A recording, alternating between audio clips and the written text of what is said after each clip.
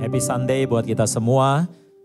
Perkenalkan, nama saya Junianto Nebaho dan saya sepanjang hari ini dari pagi tadi diminta untuk sharing tentang topik utamanya adalah mindset. Katakan bersama saya mindset.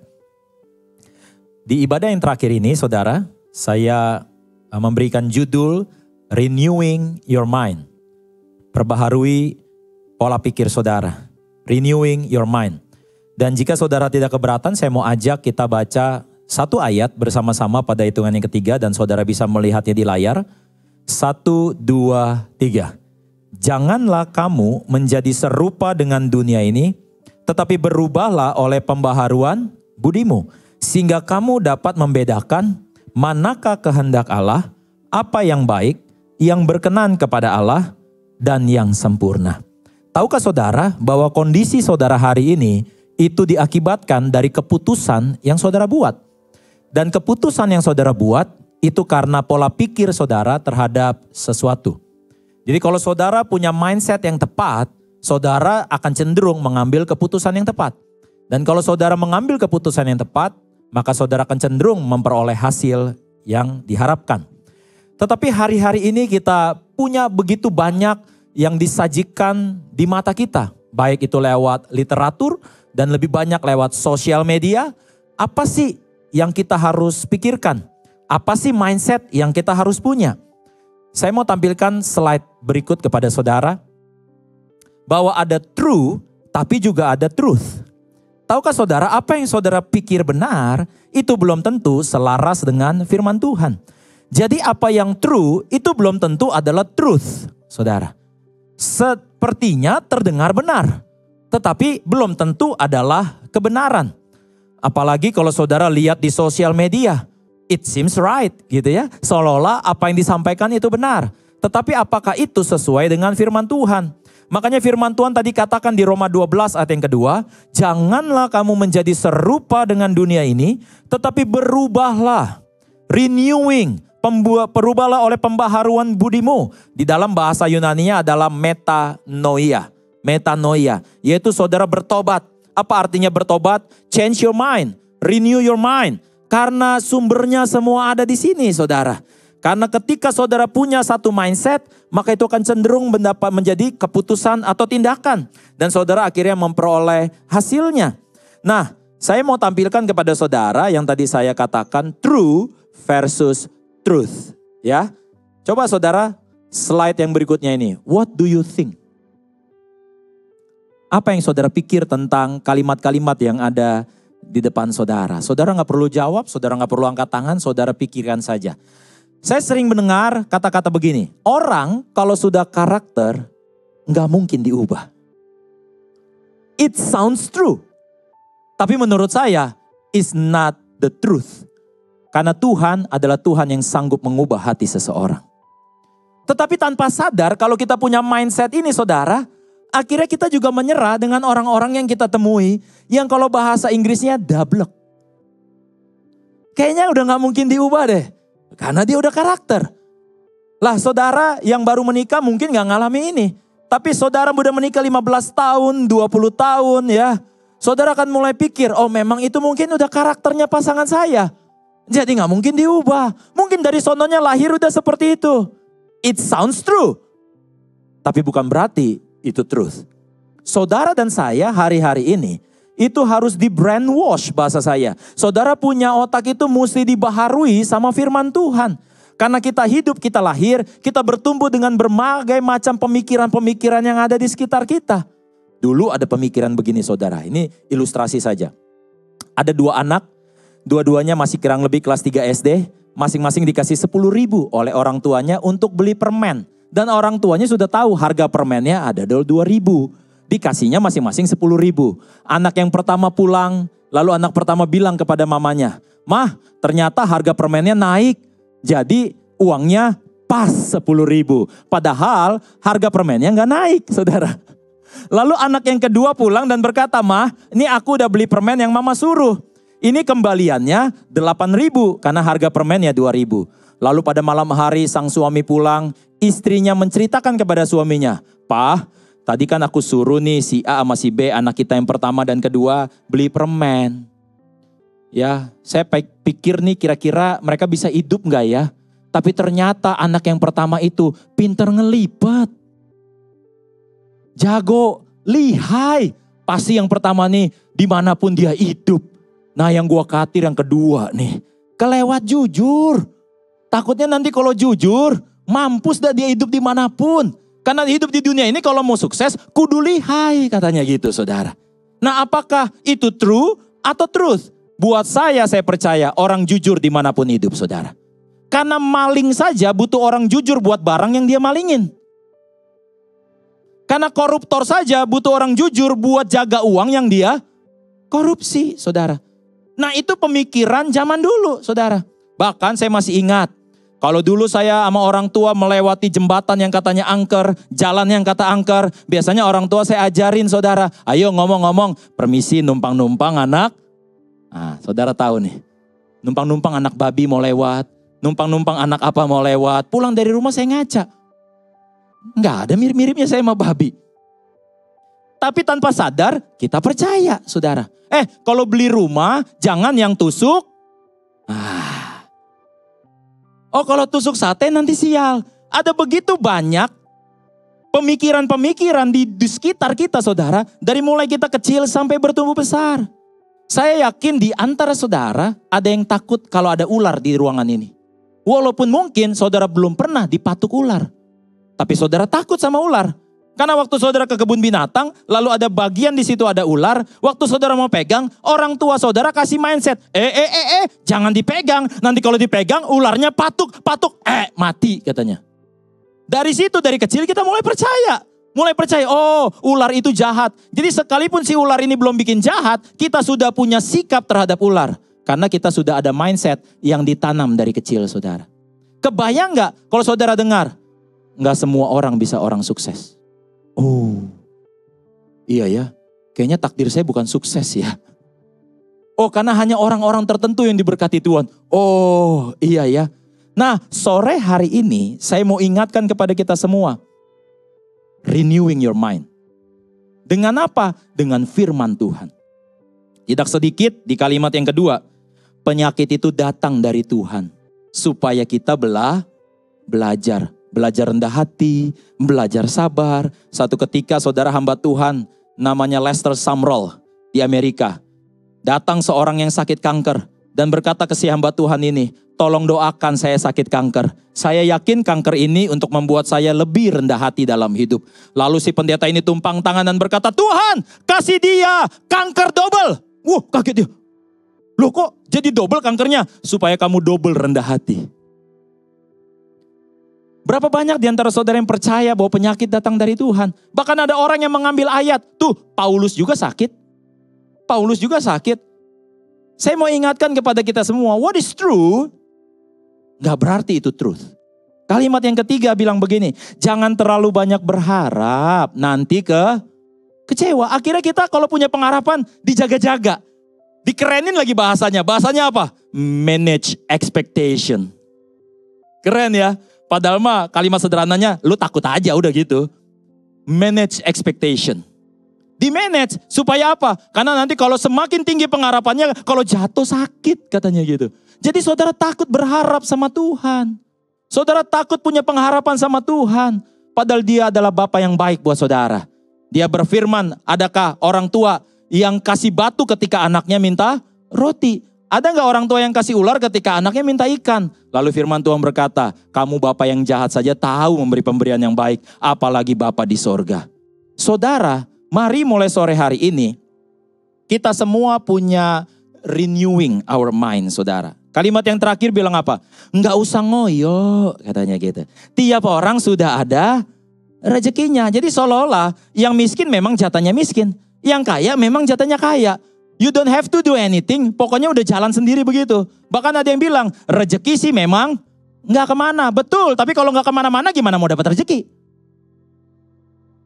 Bahkan ada yang mindset bilang begini, buah jatuh tidak jauh dari pohonnya kalau tanahnya datar. Kalau tanahnya miring, gelundung dia saudara. Bahkan gak heran orang dengan gagahnya bilang, lu jual gue beli. Emang gak bisa ditawar? Kenapa sih harus lu jual gue beli? Harus hitam atau putih? Nah, pemikiran-pemikiran yang kita terima mulai dari kita kecil, saudara, sampai kita besar, itu mempengaruhi sudut pandang kita, mempengaruhi pola pikir kita. Jadi sekalipun sudah Kristen, belum tentu pikirannya selaras dengan kebenaran firman Tuhan. Sebab itu saudara datang ke gereja, saudara diberikan taburan firman Tuhan, terus menerus diberikan taburan firman Tuhan. Hari ini yang saudara sedang lakukan adalah pikiranmu lagi di-renew sama firman Tuhan. Karena hidup saudara nggak tergantung berapa saldo yang saudara punya. Hidup saudara nggak tergantung berapa besar koneksi saudara. Hidup saudara tergantung apa? Roma 8 katakan, jika Allah di pihak kita, siapakah lawan kita? Hidup saudara tergantung siapa yang menyertai saudara. Sepanjang Tuhan yang menyertai saudara, Alkitab berkata, bersama Tuhan kita cakap tanggung segala perkara. Ya, tentu di dalam Tuhan saudara nggak mungkin saudara bebas dari masalah. Kalau boleh jujur, semakin ikut Tuhan malah makin banyak masalah, saudara. Tapi kalau banyak masalah berarti banyak kesaksian. Bukankah saudara dan saya dipanggil untuk bersaksi, saudara? Karena masalah yang saudara alami, waktu saudara lewati ditolong oleh Tuhan, maka masalah saudara yang sudah saudara lewati itu akan menjadi berkat buat banyak orang. Tuhan panggil saudara dan saya bukan untuk hidup di dalam kenyamanan, tetapi di dalam kekudusan, saudara. Bahkan ada analogi berkata apa? Bahwa kita semua ini seperti domba di tengah-tengah serigala. Saudara tahu makanan favoritnya serigala apa? Ya domba. Ya domba. Jadi kita memang ada di surrounding, kita ada di lingkungan yang bikin kita nggak nyaman, saudara. Yang bikin kita penuh pergumulan, tantangan. Tapi di tengah-tengah tantangan itu pun firman Tuhan berkata, sekalipun aku berjalan dalam lembah kekelaman, ku tak takut akan bahaya, sebab engkau besertaku. Ada kalanya Tuhan bawa saudara dan saya ke padang rumput yang hijau. Ada kalanya dia bimbing saudara ke air yang tenang. Tapi ada kalanya saudara dan saya masuk lembah yang kelam. Nah, pada saat lembah yang kelam ini, apa yang harus kita lakukan? Sekali lagi, dengar firman Tuhan. Makanya firman Tuhan dikatakan di Mazmur 23, sekalipun aku lewat lembah yang kelam, gadamu dan tongkatmu itulah yang menghibur aku. Di dalam tradisi Yahudi saat itu, saudara, para gembala itu punya dua alat. Yang satu gada itu seperti tongkat tapi ada bulatan di atasnya, saudara. Yang satu lagi tongkat. Supaya apa? Karena domba-domba itu suka ngikutin gembalanya. Kalau gembalanya pergi ke kanan, dia ke kanan. Kalau gembalanya ke kiri, dia ke kiri. Tetapi waktu masuk lembah yang kelam, matanya domba ini nggak bisa lihat di mana ada gembala. Sebab itu di tengah kegelapan itu, maka gembala akan menggunakan tongkat dan gadanya, lalu membunyikan. Nah, itulah petunjuk buat si domba. Waktu mata nggak bisa lihat, dia gunakan pendengarannya untuk tahu suara gembalanya itu melangkah kemana. Di dalam kehidupan ini mungkin saudara ngalamin kegelapan, pergumulan, tantangan. Tapi saudara tetap bisa berjalan di tempat yang tepat waktu saudara mendengarkan firman Tuhan. Di situ Tuhan berbicara kemana saudara harus melangkah dan pergi. Next slide. Sebab itu penting buat kita semua dari awal apa yang menjadi input di pola pikir saudara. Apa yang menjadi input di dalam pemahaman saudara. Apa yang menjadi input di dalam persepsi saudara. Satu ketika saya pergi main di salah satu pantai di Bali. Lalu ada ombak yang besar, saudara. Apa yang saya lakukan melihat ombak? Saya lari menjauh.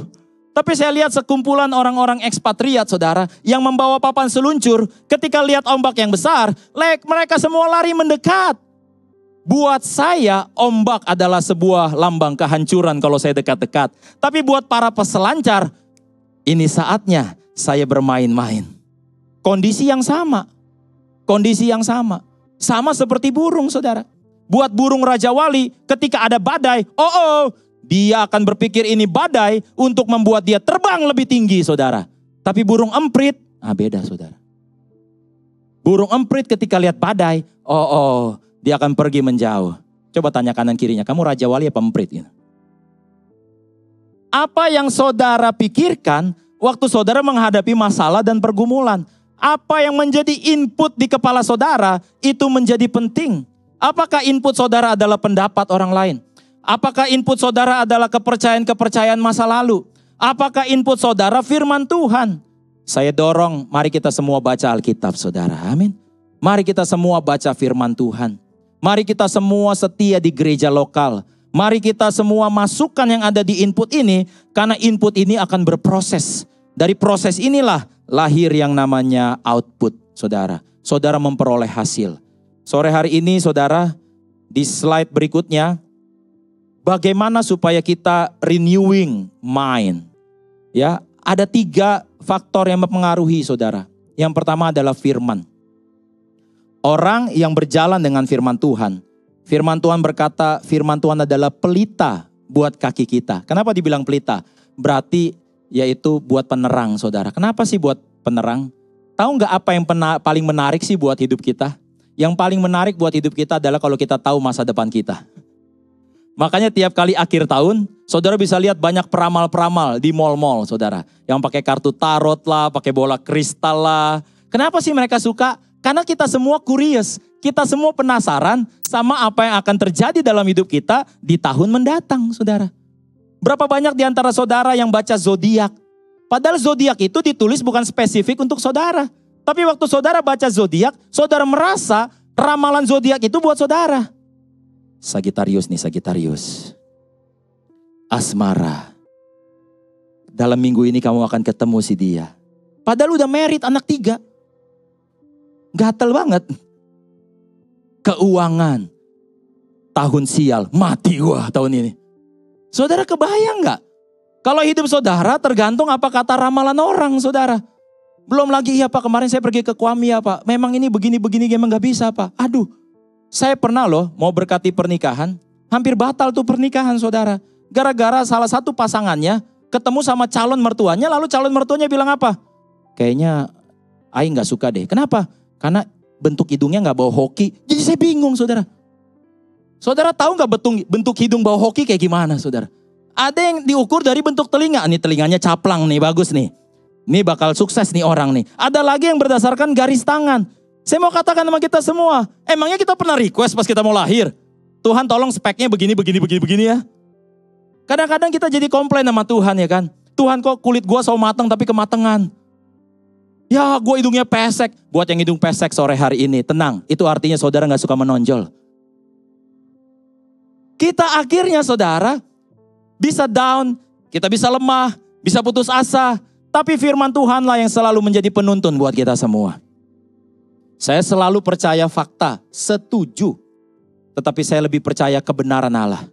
Karena faktanya waktu Allah menciptakan langit dan bumi, Alkitab berkata apa? Semuanya belum berbentuk, gelap gulita. Lalu Allah berfirman, faktanya gelap. Tapi Allah berfirman, apa firmannya? Jadilah terang. Dia gak bilang, gelap banget ya.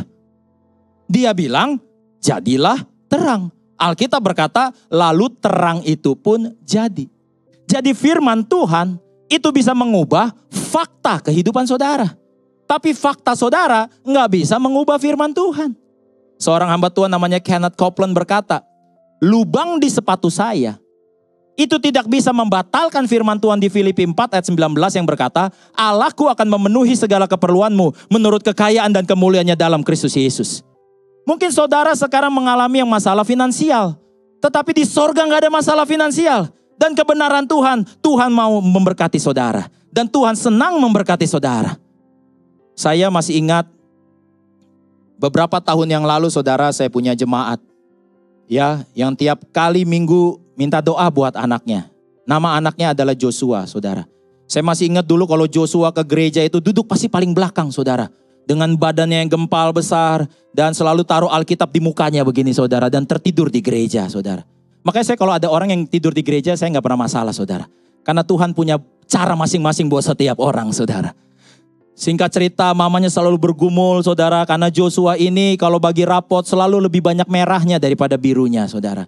Menjadi beban keluarga dan sebagainya. Saya bilang sama bapak mamanya, ya Pak Hendri dan Bu Lita, berkati anaknya, berkati anaknya. Saya masih ingat kata-kata Bu Lita yang bilang gini, gimana mau diberkati?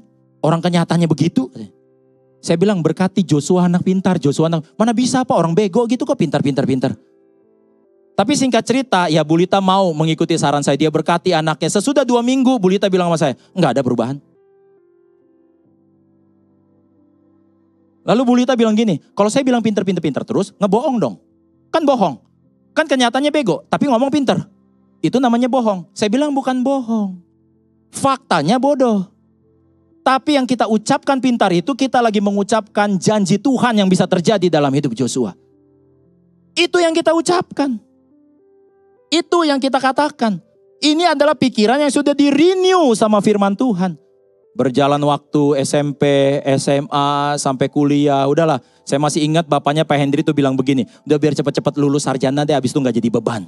Berapa banyak di antara saudara yang menilai anak saudara adalah beban? Berarti kalau masuk akuntansi, saudara taruh anak saudara di liability. Bukan aset. Yang ujungnya gak balance. Bayangkan saudara.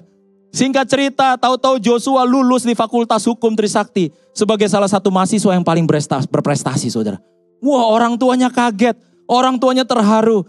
Lalu Joshua melanjutkan studi S2 di UGM saudara. Punya 2 master. Wah, kita semua juga kaget. Satu gereja juga. Wow, pekerjaan Tuhan luar biasa. Lalu Joshua datang ke saya bilang, Kak tolong doain saya mau jadi hakim. Saya mau ikut seleksi hakim. Wah, saya bilang berat nih Jo. Berat kenapa? Udah lu Chinese, Kristen lagi saya bilang. Tapi gak ada yang mustahil bagi Tuhan. Mari kita berdoa. Pas berdoa, ikut seleksi saudara. Tahu-tahu di koran ditulis Joshua saudara. Terpilih menjadi salah satu hakim di Indonesia. Dan hari ini Joshua bertugas di Tanjung Selor. Dan kebetulan di ibadah hari ini, Joshua lagi ada di tengah-tengah saudara. Boleh bangkit berdiri keluarga Joshua, Pak Hendri, Bu Lita. Hakim terbaik di Kalimantan Utara saudara. Masih muda. Tapi buat para perempuan di sini udah married anak 1. Case close. Saya minta sama Joshua datang ya. Pas lagi ke Jakarta, saya share ini. Kisah nyata. Mungkin seringkali dalam hidup saudara pernah gak? Saudara udah doa untuk sesuatu yang saudara rindukan. Saking udah gak bisa ada jawaban. Saking saudara gak lihat jawaban. Saudara udah lupa sama doa saudara. Terus saudara dalam hati bilang gini. Whatever will be lah. Terserahlah mau Tuhan jawab kek, Tuhan gak jawab kek. Saudara mungkin lupa sama doa saudara. Tapi dia Tuhan yang selalu menepati janji saudara. Gak pernah kecepatan, gak pernah terlambat. Just in time. Segala sesuatu indah pada waktunya. Kasih tepuk tangan buat Tuhan kita Yesus Kristus. Mari kita bergantung sama firman Tuhan saudara. Mari kita bergantung sama firman Tuhan. Mungkin saudara berkata, iya tapi kan uang gak datang dari langit. Betul. Gak datang uang dari langit saudara. Saya juga tahu saya gak pernah minta uang datang dari langit saudara. Uang datang dari manusia lain. Tapi siapa yang gerakin manusia lain? Nah itu ada tangan Tuhan di dalamnya saudara. Supaya saudara mentalnya jangan duit mulu, duit mulu, duit mulu. Saya mau katakan sama saudara betul. Tuhan gak tiba-tiba kasih uang saudara. Tetapi dia Tuhan yang punya emas dan perak Alkitab katakan. Supaya saudara tahu hari ini bahwa dia Tuhan yang mencukupkan. Sebab itu untuk saudara renewing your mind. Bukan hanya firman. Tapi saudara harus bergaul juga dengan orang-orang yang beriman. Tahu gak saudara? Ketakutan tuh nular loh. Ya, ketakutan tuh nular. Coba aja nih saudara yang masih naik motor. Tiba-tiba di tengah jalan ada orang yang bilang gini sama saudara. Razia, razia. Apa yang saudara lakukan? Kenapa saudara gak cek dulu? Cek dulu dong, ada razia apa enggak? Tapi kita langsung percaya. Karena ketakutan itu nular. Lu tahu enggak? Tahun depan krisis loh. Resesi loh. Makanya ikutin 3 kelas gua. Ya, dia mah jualan tuh. Mau di tengah resesi sekalipun bukankah dia Tuhan yang tidak pernah tinggalin kita? Saya lihat dari sini saudara gak ada kok tampang-tampang kekurangan. Dari mimbar saya lihat nih kayaknya kelebihan semua nih saudara. Perlu nge-gym saudara kayaknya habis ini. Saya juga dulu waktu jadi pendeta dibilang, jangan jadi pendeta bro. Nanti makan batu. Sumpah saya gak suka batu saudara. Ya. Makanya kalau saya lagi makan tuh nasi padang suka ada batunya kan. Saya langsung ambil dalam nama Yesus saya buang. Supaya tidak tergenapi kutukan-kutukan orang-orang itu saudara. Saya gak pernah dengar pendeta mati kelaparan. Gak ada. Saudara cek ada gak pendeta mati kelaparan? Gak ada. Yang ada mati habis makan kambing, duren. Mari saudara hari ini bergaul sama orang beriman. Karena waktu saudara bergaul dengan sesama orang beriman, saudara ikut impact family. Waktu saudara ngalami pergumulan, mindsetnya beda. Waktu dia bilang, laki gue sekarang pulang malam mulu nih. Kalau saudara bergaul sama orang beriman, Iya, emang sekarang lagi zaman ini. Udah mumpung lu masih muda juga masih laku, lu cerai aja. Saya baru-baru ini dibilang sama kawan loh. Sekarang udah pertanyaannya ganti bro. Kalau ketemu tau gak? Pertanyaannya apa? Kalau dulu kan, lu udah married belum? Anak berapa? Sekarang pertanyaannya apa? Udah cerai belum? Sadis amat saya bilang sekarang. Tapi kalau saudara bergaul dengan orang yang beriman, iman saudara juga dibangun. Iman saudara juga dikuatkan. Ada satu jemaat saya lagi saudara, anaknya demen banget main game. Tahu main game ya, kayak PUBG, Mobile Legends gitu kan. Lalu dia pacaran dan mau menikah. Yang konseling pernikahan juga saya. Mamanya titip pesan, kasih tahu tuh Pak, biar stop main game. Apalagi dia mau married, kan harus jadi laki yang bertanggung jawab. Iya, saya bilangin ya kan. Abis married saudara, main gamenya tambah rajin. Lalu istrinya hamil anak pertama. Berpikir dengan adanya anak, main gamenya akan insaf. Enggak, tambah rajin. Anak kedua, tambah rajin. Sampai imamanya bilang, udahlah gak usah didoain lagi. Enough is enough. Tahu apa yang terjadi? Tahu-tahu mamanya datang lagi. Pak, tolong doain ya. Namanya Derry. Tolong doain Derry ya. Kenapa? Iya, gak taunya karena dia saking main game rajin itu dikenal di dunia jagat maya saudara. Dan ternyata pada tahun itu saudara diadakanlah SEA Games di Vietnam. Dan salah satu cabang olahraganya adalah e-sport. Tahu gak e-sport itu apa? Main game. Dan Derry ini terpilih seleksi kurang lebih 200 orang. Dan akan kepilih kurang lebih 7 orang untuk mewakili Indonesia. You know what? Derry kepilih. Mewakili Indonesia sebagai atlet e-sport.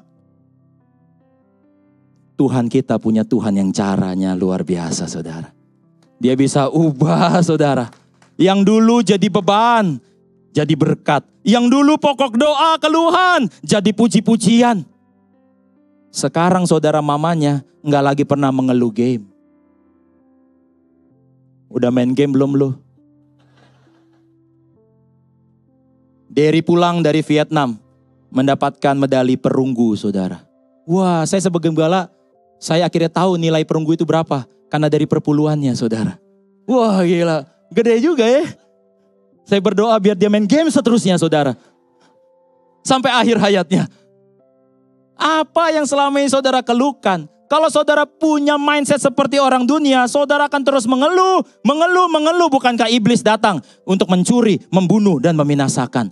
Tapi puji Tuhan kita punya Yesus yang baik. Yang datang memberi saudara dan saya hidup. Dan hidup dalam segala kelimpahan. Dia mau tuntun saudara. Mari saudara perbaharui pola pikir saudara dengan firman Tuhan. Selain tadi firman, orang beriman dan yang terakhir kehidupan iman. Kehidupan iman mungkin saudara gak bisa lihat secara kasat mata. Tapi kehidupan iman paling gampang diukur dari apa? Kata-kata. Kalau ada masalah, ini keluar dari mulut apa nih? Banyak yang saya dengar bahkan anak Tuhan, mati gua, mampus gua. Jadilah sesuai imanmu. Ayo kalau gituin gimana? Kalau ada masalah, oh Tuhan aku belum paham. Tapi aku percaya Engkau sumber kekuatanku. Aku belum lihat mujizat, tapi aku percaya Engkau kekuatanku.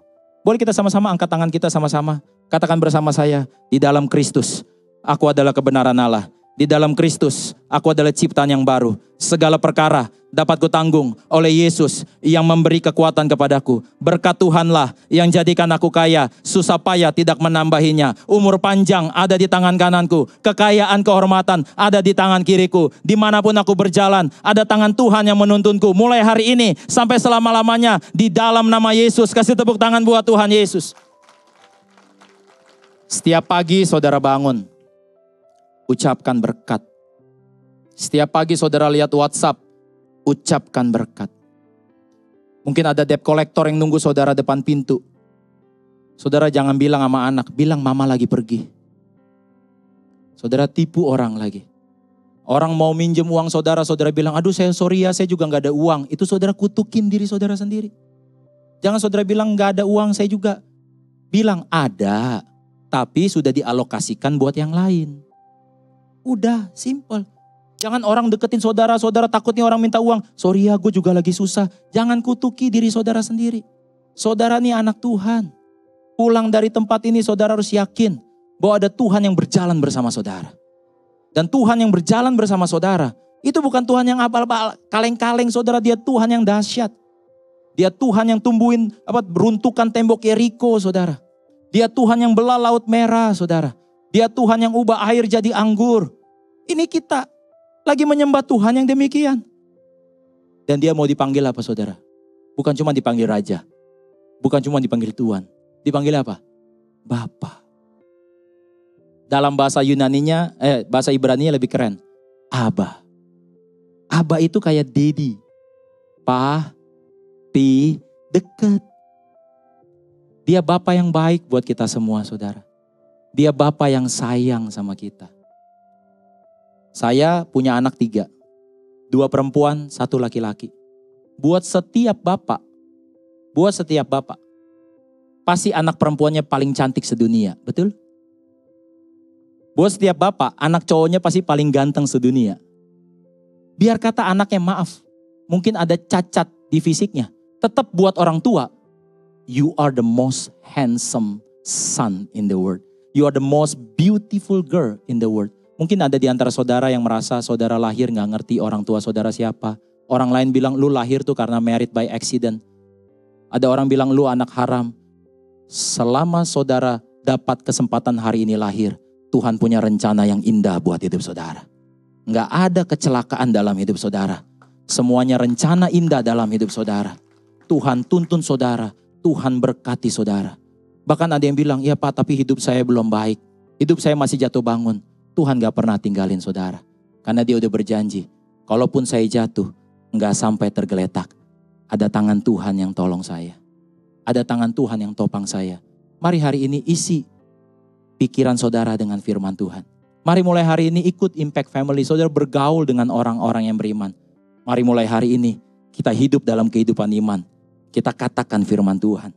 Kita katakan firman Tuhan. Mungkin kita belum lihat mujizat. Tadi saya ngobrol sama satu pengurus di gereja ini. Gimana ya, kok kayaknya belum kelihatan. Kok belum ada perubahan. Saudara pernah tanam wortel gak? Wortel tuh berbuahnya ke atas apa ke bawah? Wortel tuh berbuahnya ke bawah saudara. Ke dalam tanah. Kelihatan gak? Enggak. Tapi bukan berarti gak berbuah. Berbuah. Sebuah rumah kuat itu karena fondasinya. Fondasi kelihatan gak? Semakin tinggi gedung, fondasinya gimana? Semakin dalam saudara. Kalau hari ini saudara kayak tambah gelap. Soalnya fondasinya dalam. Itu artinya Tuhan lagi bangun sesuatu yang besar buat saudara. Tuhan lagi bangun sesuatu yang tinggi buat saudara. Tetap setia ikut Tuhan.